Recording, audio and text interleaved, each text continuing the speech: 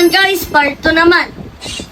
Yo, what's up mga kanais, no? So wala pa kami part 1, part 2 na siya. Kaya na-explain namin sa inyo kung bakit bawal mag-cellphone yung mga bata sa gabi. Tsaka kailangan nila matulog na maaga. Diba? Nicely. Bakit bawal? Ano magsinayos laki? Bakit nga bawal mag-cellphone yung bata? Sabog yun dito tapos masisira yung mata nyo. Patay. Ayun yung mangyayari sa sabog pala. Tapos ano pa mangyayari doon pag sabog nung head? O sino magkakry nun? Mami tsaka tapos si daddy. Yan, kaya sila magkakry kasi nagsi-cellphone ka, sumabog tuloy yung head mo, kaka-cellphone mo. Kasi cellphone mo. O, sige na, pakita nga. O yan, sabihin mo Kaya yun. magsiselfon na. Yan, sige, pagalitan mo sila, nagsi-cellphone yung mga Diba sa bata. part 1 pinagalitan kita? Part 1 yan, ha? Wala pa Rinig kami. mo! Oh, sumisigaw na si Nicely. Nagagalit na talaga siya.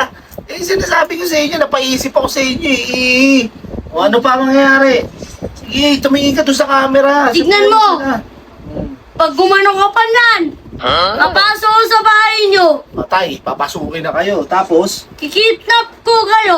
kinidnap pa kayo dahil lang sa pagsiselfone nyo ng gabi. Ulamin namin ikaw. Bibigyan Paisip. namin sa aso. Ayan na, napaisip talaga. Ha? Rinig nyo! Rinig nyo? Ano pa mangyayari pag nag-cellphone pa yung mga bata pag gabi? Sisira yung mata nyo. Yan. Sira Tapos doon. dito, rinig nyo! Sira yung mata, tapos hindi sumisigaw na. Patay tayo dyan. So ngayon mga nice, no? Matapang ako. Tapang pala siya, kaya huwag kayo magsi-cellphone. So ngayon mga ka-nice, naintindihan nyo na yung reason, di ba?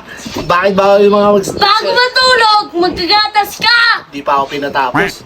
Ngayon naintindihan nyo na kung bakit bawal mag-cellphone yung bata pag gabi. Si Nicely na nagsabi sa inyo, ha? So salamat sa inyo, good night. Love you all. Good night ka na sa kanila. Good night! Nice, napaisip.